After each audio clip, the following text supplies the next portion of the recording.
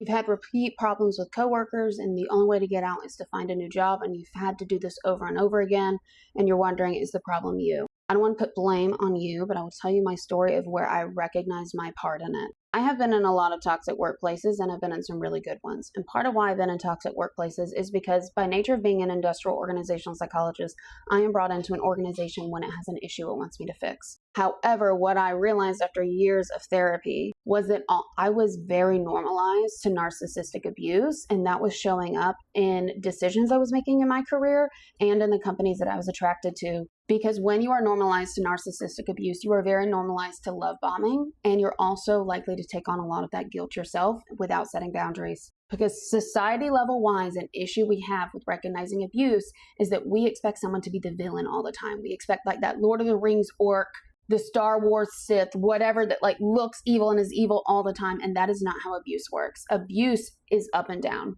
It is like a heart monitor because that's how they keep you. And that's how but what about all these other good things I've done for you?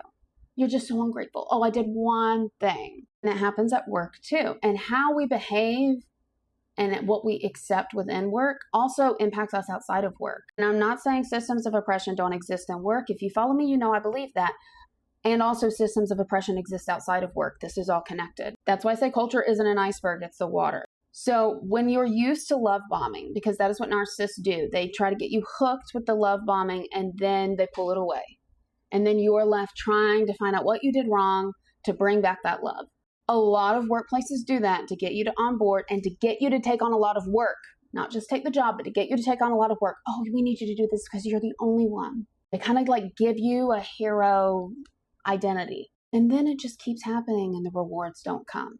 They're like this elusive one day reward that never comes. And as long as you take that, even from the very beginning, once you do it from the beginning, it's hard to take back.